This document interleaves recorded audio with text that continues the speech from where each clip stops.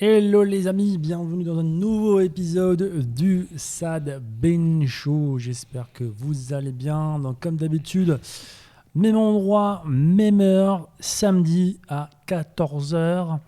Midi. À midi. Samedi à midi, Ah heure oui, c'est à Paris. midi, voilà, heure Paris. Donc, avec le décalage horaire, je ne sais plus où on est. Qui es-tu Où sommes-nous Que se passe-t-il? Exactement. Justement, le décalage horaire qui... voilà, ça nous aide aussi à être beaucoup plus productifs, j'imagine. Oui.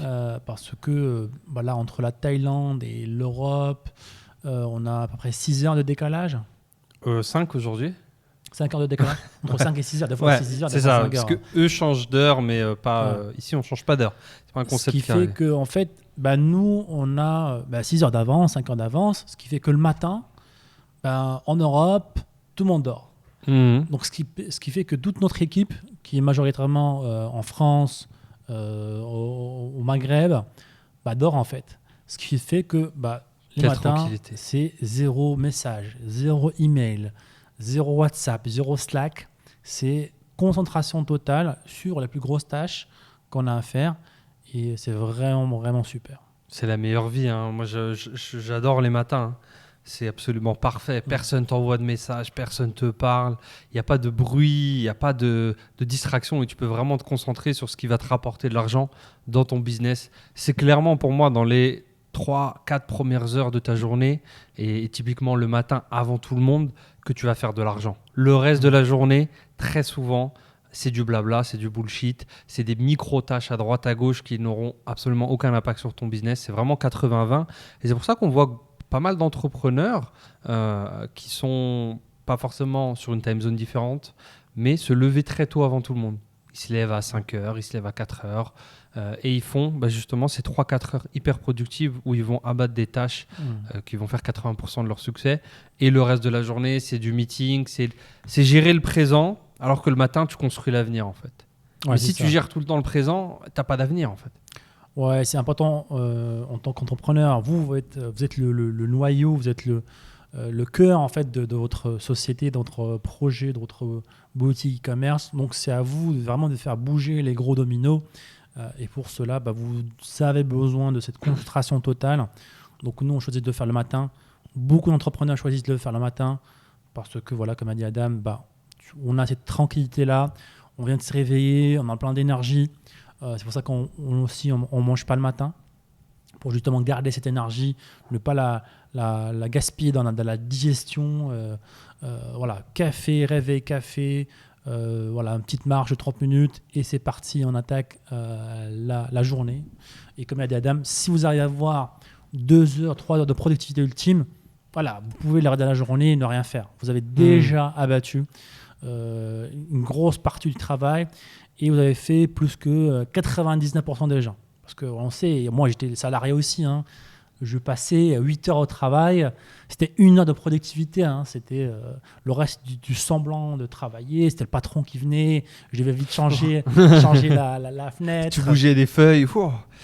Ouais, ma tactique c'est que je réduisais la luminosité de l'écran au minimum, tu vois. Parce qu'en fait, on avait des bureaux où le patron pouvait passer derrière nous, tu vois. Et c'était un truc qu'il faisait tout le temps. Donc, je réduisais la luminosité au minimum pour qu'il me fasse repérer le plus tardivement possible. Et donc, je peux en profiter pour regarder des formations, pour me former en même temps sur le business en ligne. La plupart des gens sont sur TikTok maintenant. Ah, malheureusement. Non. Oh, ils ne se forment pas sur Business en ligne, ils sont en train de se cramer le cerveau sur TikTok. Non, je gérais mes blogs en même temps, tout ça. En fait, ce qui m'a poussé à faire ça, c'est que malheureusement, en fait, je me suis rendu compte, en fait, lorsque je finissais mes tâches plus tôt, il y avait toujours plus, en fait. Il n'y avait même pas de... C'est ça. Il y avait pas de récompense à faire plus, en fait. Donc, je faisais le minimum, quoi. Il me disait de faire A, je faisais A. De faire B, je faisais B. Parce qu'au début... Tu le faisais en 8 heures. Ouais, je le faisais en 8 heures, alors que je pouvais le faire en 1 heure, par exemple. Ouais. Mais je le faisais en 8 heures, parce que il n'y avait pas de... C'est un cercle vicieux, ça, parce Ouais. que ça te crée des codes, en toi, ça crée des choses vraiment dangereuses pour toi dans tes projets plus tard, qu'il faut aller combattre et recabler, en fait. C'est des câblages Ah ouais, vicieux. je pense qu'il y avait pas mal de choses là-dessus. Surtout que le patron était très strict par rapport au temps, tu vois. Par rapport au temps, ok, tu commences et quand tu sors. C'était vraiment à la minute près. Il fallait vraiment pas être en retard d'une minute ou deux. Ou sortir une minute ou deux trop tôt, en fait. Donc, pour des choses inutiles, pour que tout le monde fasse semblant de bosser. Ouais. Il n'y a pas que moi, hein, et toute l'équipe Bien sûr, était bah dans oui. la même ambiance. Hein. C'est toujours ça. Hein. Mm. Mais il y a un théorème, j'ai oublié le nom en fait, qui dit tout simplement que toute tâche, l'être humain, on va prendre tout le temps imparti en fait. Bon, j'ai pas la citation, c'est très mal récité, mais on, on va s'étendre dans tout le temps qu'on a pour faire une tâche donnée, peu importe le temps qu'on se donne. C'est-à-dire que je peux me donner 24 heures pour lire ce livre, et je vais le lire en 24 heures. Je peux me donner 6 mois, je vais le lire en 6 mois en fait.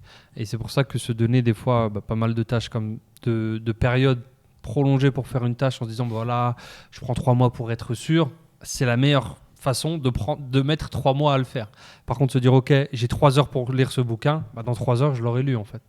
Et souvent les gens aussi, après ça dévie un peu du sujet de programmation, mais c'est aussi une part de productivité. Les gens, peut-être par naïveté ou même par fainéantise, programment des tâches de manière beaucoup trop longue. Je ne sais pas si c'est des anciens codes du salariat ou autre, mais c'est genre, je vais trouver un nouveau produit une semaine. De quoi ?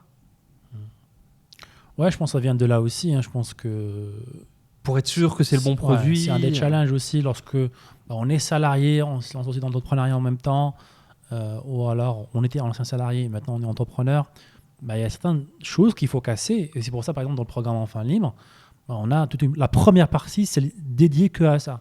Parce qu'on a beaucoup aujourd'hui d'élèves qui sont salariés, qui étaient des anciens salariés par exemple, qui n'ont pas d'expérience d'entrepreneuriat, qui ont passé, 20 ans dans le salariat.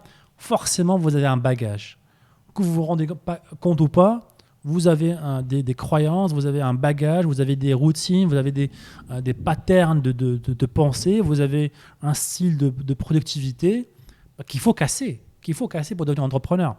Et il y a des techniques, il y a des méthodologies pour faire ça. Justement, par exemple, la routine matinale, c'est quelque chose de très important pour faire des journées productives. Dans les 3 premières heures de la journée, on sait si la journée va être productive ou pas. Ouais, clairement. Et en faisant ça, il faut identifier un gros domino à faire. Quelle est l'action que je dois faire aujourd'hui pour faire avancer mon business demain et répéter ça en fait tout le temps. Et garder ça, c'est la meilleure façon d'être productif en fait. En fait, c'est traître parce qu'on peut se dire que la productivité avancée dans son business, c'est juste faire le maximum de tâches en nombre, en volume. Mais en fait, chaque tâche ne se vaut absolument pas.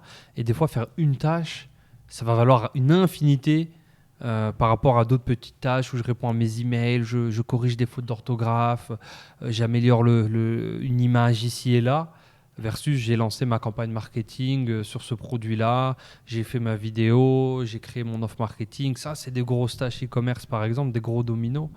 Et faut les identifier, et ensuite les incorporer dans ta semaine, la journée, et ensuite les faire. Ouais. Et maintenant, que dirais-tu aux gens qui sont pas, qui trouvent pas la motivation en fait. Par exemple, ils ont identifié ces choses-là, ils le font une fois ou deux, et puis après il n'y a plus de motivation. Quoi. Qu'est-ce que je fais ? Ce qu'on dit souvent dans le podcast, si vous nous écoutez depuis longtemps, vous le savez. Si t'es pas motivé à faire des choses, que ce soit dans ton business ou dans ta vie, c'est juste que t'as pas assez faim, que la douleur est pas assez forte en fait. T'es dans une position où tu n'es pas assez en danger en fait. Tu dis vouloir devenir riche, pour moi c'est que tu es confortable. Tu as déjà assez d'argent, tu es confortable. Tu dis vouloir perdre du poids, pour moi si tu mets pas les actions tu vas pas à la salle de sport, c'est qu'au final le corps que tu as il te convient aujourd'hui. Donc c'est une forme d'hypocrisie. Vous êtes hypocrite vis-à-vis de soi-même de manière consciente ou inconsciente, mais c'est le cas. Ouais, je pense aussi qu'il faut en plus de ça définir aussi pourquoi tu veux faire les choses en fait. Et se le rappeler aussi. C'est super important de se dire pourquoi. Mais je veux devenir riche, Sad. Moi, parce que je veux devenir riche. Oui, mais pourquoi j'ai la flemme. Mais pourquoi tu veux devenir riche ? Tu vois, il faut aller encore plus loin et se le rappeler parce que le cerveau, il a besoin du rappel en fait. On a besoin de rappeler des choses à notre inconscient, entre nos cerveaux. Et c'est pour ça qu'une des méthodes préférées que j'ai, c'est le Vision Board. C'est un rappel visuel en fait de pourquoi je fais les choses, pourquoi je vais me réveiller plus tôt, pourquoi je vais bosser. Le cerveau est très visuel, donc donnez-lui en fait de la matière en fait. Ah bah tiens, je veux bosser, je veux être motivé parce que je veux avoir cette maison-là, cette voiture, cette famille-là, je veux aller ici, faire ça, faire ça, faire ça. Bah, vous dites, ouais, bah, je sais déjà ce que je veux faire. Mais non, il faut le rappeler à votre cerveau, et encore mieux si c'est par image. D'où l'importance d'avoir une vision board. Beaucoup pensent que c'est woo, etc. Mais c'est très scientifique en fait. Il n'y a rien de magique là-dessus. C'est très scientifique. Et c'est une des meilleures méthodes pour trouver la motivation qui va vous pousser à avoir, bien sûr, plus tard, la discipline où vous allez pouvoir faire ça limite de manière automatique. Et lorsque vous n'allez pas le faire, vous allez vous sentir mal. Ça devient limite une habitude en fait qu'on a aujourd'hui. C'est genre si tu bosses pas, tu te sens mal. En tout cas, je me sens mal. J'imagine que toi aussi. Même des fois, ça se retourne un petit peu contre toi lorsque tu es en vacances. T'as un petit peu C'est dur de prendre des vacances. Ouais, c'est dur de prendre des vacances, par exemple. Parce que c'est une habitude en fait. Comme toute habitude, quand tu la fais pas, tu te sens mal. Donc j'essaie au moins de pousser un domino pendant les vacances. Ce fameux domino-là, dans le meilleur des cas, j'essaie de garder ce truc où je me lève plus tôt et je pousse le domino, même si après, de toute la journée, je suis pas là. Je me suis dit, j'ai poussé au moins un domino. Ouais, on pourrait comparer ça au sport. Hein. Donc, au début, c'est dur, on veut pas le faire, on n'est pas motivé, on est motivé un jour et puis l'autre on arrête. Mais à un moment donné, et ça peut-être vous l'avez vécu ou vous le vivez ou vous connaissez quelqu'un qui le vit, c'est il a fait tellement de sport dans sa vie que lorsqu'il n'en fait pas, il est malade en fait. Il est mal, il est malheureux, il va juste sortir courir, il va soulever des chaises pour faire des mouvements. C'est parce que c'est une habitude et ça se construit avec le temps. Ouais, clairement. Je suis dans un point, moi aussi, arrivé. Le sport, c'est assez récent dans mes routines. Quelques années, 2 ans et demi, 3 ans bientôt. Ce qui dans le sport est que dalle, apparemment. Ce qui fait très mal à se rendre compte, apparemment. Tu es encore un débutant en sport au bout de 3 ans. Mais une chose dont je suis assez fier, c'est que maintenant, quand je voyage, quelque chose que je vais surveiller, c'est la salle de sport. Est-ce qu'il y a une salle de sport intéressante dans cet hôtel ? C'est devenu un vrai critère. Est-ce qu'il y a une salle de sport à côté ? Parce que ça me permet, c'est un garde-fou, ça me permet de maintenir une habitude saine qui est le sport et de ne pas perturber tout mon équilibre. Et j'essaie de faire la même chose dans le business aussi, de reproduire. Je me lève plus tôt, je fais mon domino et après ma journée s'envole. Mais tu sais, aussi pour revenir sur comment garder la motivation, comment vous faites pour garder la discipline. Donc pour moi, tu l'as dit, il y a un côté où il nous faut avoir une vision sur le futur, sur ce qu'on veut, mais il ne faut pas oublier le passé. Et ce que je peux conseiller à tout le monde et ce que j'essaie d'appliquer aussi, si là tout de suite tu n'as pas faim pour vraiment faire des actions pour ton business ou pour toi, mets-toi dans une situation où tu étais très inconfortable avant. C'est-à-dire typiquement, moi quand je rentre voir de la famille, je retourne dans mon ancienne chambre d'étudiant, là où tout a commencé, là où j'avais vraiment faim. Si possible, je revais fréquenter les mêmes endroits à l'époque où j'allais manger ici, j'allais manger là. Je passe devant ma résidence étudiante où j'ai habité pendant 3 ans et demi, 4 ans dans un 9 mètres carrés avec le frigo collé à la douche et le lit collé à la porte. Et je peux te dire qu'une fois que tu vois ça, la faim elle va revenir vite parce que tu sais là où tu ne veux pas retourner et tu sais là où tu veux aller. Tu as les deux en fait. Là où je veux pas aller et là où je dois aller en fait. Ouais, c'est super important et ça me rappelle la série Peaky Blinders. Je sais pas, tu l'as vu sur Netflix. Pas en entier, je crois dans la saison 2, un truc du genre. Donc c'était en gros le héros de la série avait vraiment pas d'argent, etc. À un moment donné, il devient riche, il n'a pas de motivation et ce qu'il fait, c'est qu'il revient dans son quartier d'origine et dans une des écuries où avant, lorsqu'il était jeune, il nettoyait les écuries, tu vois. Donc il va dans l'écurie, il prend le balai d'un paysan là-bas, il dit mais non, qu'est-ce que vous faites monsieur, non, vous n'avez pas... Il dit non, je veux me rappeler pourquoi je fais ce que je fais. Et il passe la journée à nettoyer l'écurie, en fait. Et en parlant de ça, en fait, aussi, il y a une technique aussi très, très puissante. C'est en parlant aussi du côté peur, obscur. Souffrance, tout ça, obscur. On peut aussi faire un petit exercice, c'est de s'imaginer qu'est-ce qui va se passer si je ne fais pas les choses, en fait. Alors, je ne vais pas au sport, ok, je vais être obèse qui va tomber malade, je vais mourir plus tôt, etc., etc. Donc, essayez aussi d'imaginer les choses comme ça, une partie en vision enfer en fait. Pas qu'à la vision paradis, mais aussi la vision enfer qu'est-ce qui va se passer si je ne fais pas les choses? Qu'est-ce qui va se passer si je continue à ne rien faire ou à ne pas aller au sport, à ne pas travailler sur mon business? Je vais avoir des problèmes financiers, je vais ne pas pouvoir faire ça. Je vais rester emprisonné du salariat, par exemple. Continuer à être dans les embouteillages. Donc, avoir aussi une vision en faire aussi, en plus de la vision paradis, ça peut être aussi un très bon combo parce qu'il y a des personnes qui sont plus motivées du côté douleur que du côté vision. Ouais. Ouais, la vision, ça te porte parce que généralement, tu démarres dans un état où tu es dans une douleur. Donc, tu n'as pas ce concept d'avoir une vision. Lorsque tu développes des outils comme le vision board, comme mettre tes objectifs sur le papier, c'est des nouveaux concepts qui vont te porter, comme tu l'as dit, vraiment vers tes objectifs, qui vont te faire grimper et te rapprocher de tes objectifs. Par contre, plus tu montes, plus tu t'éloignes de la douleur et plus tu l'oublies. Parce que tu l'as dit, le cerveau, il est très visuel, il est très sensoriel. J'oublie la douleur n'existe plus, je suis confortable. C'est un petit peu le cercle qu'on voit.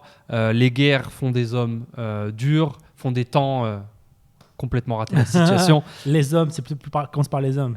C'est les hommes, c'est quoi? Les hommes forts construisent des temps faciles. Les temps faciles construisent des hommes faibles. Les hommes faibles construisent des temps durs, etc. Les temps durs provoquent des guerres et les guerres provoquent des hommes forts. Et tu reviens. C'est ça. Il n'y a pas le concept de guerre, mais il y a des. Non, on se comprend. Yes. Mais c'est ça en fait. Et la majorité des gens, on est. Pour ceux qui nous écoutaient, voilà, je sais qu'on est écouté un petit peu partout dans le monde, mais on a quand même une grande partie des gens, dont moi inclus, qui sommes nés dans le 1%. Je suis né en France, citoyen français, tu tombes malade, t'as tout le package. Tout est gratuit, les études sont gratuites, t'as des plus aides, ou moins, même si voilà. T'as une forme d'aide, t'as une forme diplomatique aussi. Maintenant, quand j'ai commencé à voyager, je me suis rendu compte, en fait, t'as le tapis rouge dans énormément de pays, t'as les ambassades qui sont jamais très loin, t'as toute une culture française où les gens te connaissent déjà un minimum, t'es français, waouh. Et alors oui, il y a des situations difficiles dans tous les pays, mais déjà tu te rends compte que t'es quand même parti avec un avantage, il faut l'utiliser. Ouais, même si votre situation vous paraît difficile, dites-vous qu'il y en a d'autres qui ont commencé à des années-lumière en arrière de votre situation, qui ont réussi. Donc ça doit être une motivation pour vous dire, tiens, je suis pas si mal que ça, je sais que ma situation n'est pas optimale, mais si des gens l'ont fait alors qu'ils ont commencé dans des situations pires que moi aussi je peux le faire. Après, ça ne veut pas dire aussi, ce qu'on veut vraiment pousser, c'est que je pense qu'il faut essayer d'améliorer sa situation, peu importe d'où on démarre. Typiquement, peu importe si je suis né en France ou quoi que ce soit, ok, c'est mes armes, je ne vais pas non plus rentrer dans une victimisation. Ça, malheureusement, c'est un trait, donc là on généralise pour le donner du contexte, mais c'est un trait qui revient souvent lorsqu'on se met à accompagner des nouvelles personnes. Selon sa situation ou si ce qui s'est passé ou ses origines ou ses problèmes, il y a cette petite touche d'auto-victimisation. Mais tu sais, c'est pas évident. Moi, le boulot, c'est dur. Mais tu sais, ici, dans tel pays, c'est pas évident. En France, c'est dur maintenant. Le gaz a augmenté, machin et tout. Oui, c'est vrai, c'est un fait. Maintenant, tu l'as dit une fois. Qu'est-ce qu'on en fait de cette info? Rien. T'as aucune plus-value. Ok, c'est dur. Donc, parce que c'est dur, tu dois avoir encore plus faim.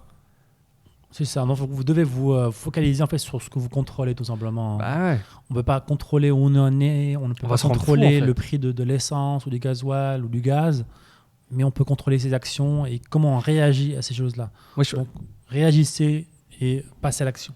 Je pense que j'avais pas creusé des sujets comme ça, mais j'avais vu des vidéos qui parlaient de ça. Je pense que l'être humain n'est pas fait pour recevoir autant d'informations aujourd'hui. Surtout des informations sur lesquelles on n'a aucun pouvoir d'action. Savoir qu'il y a des guerres constamment dans tous les pays, dans tel pays, il y a une famine là-bas, il y a un événement là-bas, il y a des problèmes partout. Je pense que c'est beaucoup trop pour le cerveau humain à l'heure actuelle. C'est pour ça que, Dieu merci, je ne regarde plus la télé depuis maintenant 7 ans. Quelle libération. Un homme libre. Je suis libéré. La télé, c'est une chaîne à ton pied. Attention à ne pas la remplacer par les réseaux sociaux parce que ça va être peut-être pire, parce que c'est littéralement 24 heures sur 24. Ça va vite.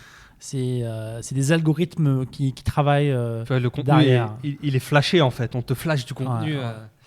Mais avant c'était la télé. C'est vrai que maintenant je suis un vieux. Maintenant faut dire aux jeunes, faut pas regarder TikTok, c'est ça? Ouais, il faut savoir contrôler. C'est ce qu'on consomme parce qu'on devient ce qu'on consomme tout simplement.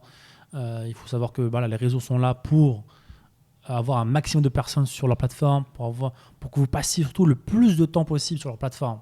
Parce que c'est comme ça qu'ils gagnent de l'argent. Donc si vous connaissez ça, vous devez prendre les précautions nécessaires pour contrôler votre temps et ce que vous consommez sur les réseaux sociaux. Et pour finir sur la productivité, je dirais une dernière chose, c'est planifier. Planifier plein de choses en fait. Pour moi, Google Calendar ou calendrier Google est un des meilleurs outils qui existent pour planifier en fait ces journées. C'est quelque chose que moi, lorsque j'ai commencé, je pensais que c'était un truc réservé aux gros SEO, CEO plutôt, aux gros entrepreneurs. Mais avec une assistante qui met des rendez-vous. C'est ça.